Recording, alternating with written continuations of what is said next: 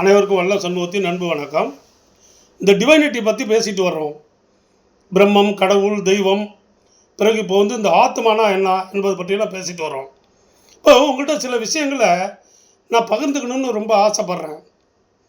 முக்கியமாக பார்த்தீங்கன்னா, நேற்று ஒரு அம்மா அந்த அந்தி சாய்ந்த நேரத்தில் பார்த்தீங்கன்னா ஒரு பெரிய கூடை, எக்கச்சக்கமான குப்பை கூடைகள் எல்லாம் அதில் கிடக்கு, சேறு சகதி எல்லாம் இருக்குது. அது மேலே ஒரு டார்ச் அடிச்சுக்கிட்டு பார்த்துக்கிட்டே இருக்குது. என்னம்மா ஏதுன்னு சொல்லி கேட்டால், இல்லைப்பா ஒரு மாணிக்க கல் உள்ளே இருக்குது, அதை போய் எடுக்கிறதுக்கு தான் பார்க்குறேன். ஏமா இவ்வளோ குப்பை கூலம் சகதி சேரெல்லாம் இருக்கும்போது எப்படி மாணிக்க கல் தெரியும்? அந்த குப்பையெல்லாம் வெளியே போடுமா, அப்போ தான் தெரியும் அப்படின்னு அது கேட்கல. அதுக்கு குப்பை கூலங்கள்லேயும் ஆசை, மாணிக்க கல்லை பார்க்கணுன்னு ஆசை, எப்படி முடியும்? அப்புறம் வற்புறுத்தலின் பேரில் அது எல்லாத்தையும் குப்பை கூலம் சாணி சகதி எல்லாத்தையும் எடுத்து போட்டதுக்கப்புறம் அந்த டார்ச் அடிக்கவும் அந்த மாணிக்கக்கல் பளபளன்னு தெரிஞ்சிச்சு. புரிஞ்சுக்கிட்டீங்களா? இதுதாங்க இப்போ நம்ம நிலை. எல்லாருக்கும் என்னன்னு கேட்டிங்கன்னாக்கா, இந்த உலக வாழ்க்கையில் எல்லாரும் குப்பை கூலத்தை அள்ளி நெஞ்சில் வச்சுக்கிட்டு இருக்கோம்.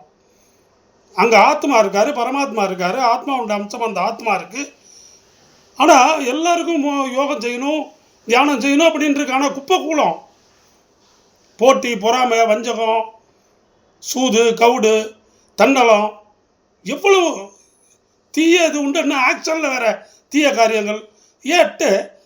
ஆனால் நமக்கு தெய்வத்தினுடைய கலாச்சாரம் வேணும்னு சொல்லி எல்லோரும் முயற்சி பண்ணிகிட்ருக்கோம். அதுக்குன்னு இல்லை அந்த தன்மைகள், அந்த இது வேணும் இல்லையா, பண்புகள். இது சொல்கிறதுக்கு தான் நான் உங்களுக்கு இந்த கதையை சொன்னேன். இதுக்குள்ளே தகுதி ஆகணும். இப்போ கலெக்டர்னா ஐஏஎஸ் படிக்கணும் இல்லைங்களா, டாக்டர்னா ஒரு எம்பிபிஎஸ் ஆகணும். அதுக்குன்னு ஒரு குவாலிஃபிகேஷன் இருக்குது. இந்த டிவைனிட்டி வர்றதுக்கும் சில காரியங்கள்லாம் இந்த குப்பையெல்லாம் நீக்கணும். எல்லோரும் நினைக்கலாம், எல்லாம் இது வரைக்கும் காலகாலமாக பல்லாயிரம் காலமாக ரிஷிகளும் முனிவர்களும் யோகிகளும் ஞானிகளும் ஏகப்பட்ட சித்தர்களும் அவ்வளோ விஷயங்களை சொல்லியிருக்கிறாங்க, புராணங்கள் இதிகாசங்கள் சொல்லியிருக்கிறாங்க, ஏகப்பட்ட அவதாரங்கள் நிகழ்ந்திருக்கு. இவ்வளவுக்கு பிறகும் இன்றைக்கி மனித சமுதாயம் என்னென்னு பார்த்தீங்கன்னாக்கா, இந்த லௌகீக விஷயங்களை நோக்கி தான் ஓடிட்டுருக்கு. டெக்னாலஜி, பணம்னு கடைசியில் எல்லாத்தையும் விட்டு என்ன, அது உடல்லேருந்து உயிர் போனதுக்கப்புறம் உடலை மட்டும் எரிக்கலை, இந்த குப்பையும் சேர்த்து தான் எரிக்கிறாங்க. அந்த குப்பை நீங்கணுங்கிறதுக்கு தான்.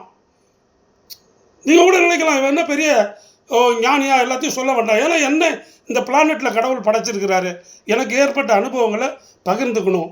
யூடியூப் அஃபிஷியலுக்கு நான் மிகவும் கடமைப்பட்டிருக்கிறேன். இந்த ஒரு வாய்ப்பு அவங்க கொடுத்ததுனால தான் என்னால் பல பேருக்கு சொல்ல முடியுது. எனக்கு இந்த வியூஸ் நிறையா வரணும், சப்ஸ்கிரைபர்ஸ், அந்த ஆசையெல்லாம் கிடையாது. இந்த உண்மையான சத்தியமான இந்த வார்த்தைகளை ஒரு 10 பேர் புரிஞ்சுக்கிட்டு அதன்படி அவங்க மனசு இந்த குப்பையெல்லாம் எடுத்து போட்டு வாழ்ந்தாங்கன்னா அதுவே எனக்கு மிகப்பெரிய கிஃப்ட்டு. அதுக்காக தான் சொல்லிகிட்டு இருக்கேன். ஆனால் இன்றைக்கு 99% அப்படி தான் இருக்காங்க. லௌகீக இன்பங்களும் வேணும், இதுவும் வேணும், அதுவும் வேணும், இதுவும் வேணும். ஆற்றுல ஒரு கால் சேத்துல ஒரு நடக்காது. அது அவ்வளோ ஒரு தெய்வீகமான விஷயங்கள். நல்லா புரிஞ்சுக்குங்க. அந்த கூடையில் உள்ள குப்பையெல்லாம் இழுத்து போட்டிங்கன்னா தான் மாணிக்கம் தெரியும். அந்த மாணிக்கம் மாதிரி உங்கள் இருதயத்தில் பகவான் இருக்கார், ஆன்மா இருக்குது. அதை புரிஞ்சுக்கணுன்னா நீங்கள் அந்த மனதை அடக்கணும், உங்களுடைய அந்த இந்திரியங்கள் எல்லாம் பரவாமல் அதை அடக்கி வைக்கணும். இவ்வளோ விஷயங்கள் இருக்குது. அதனால் புரிஞ்சுங்க. டிவைனிட்டின்னா சாதாரண விஷயம் கிடையாது. நல்லா புரிஞ்சுக்கிட்டவங்களுக்கு எல்லாமே நல்லா புரியும். வணக்கம்.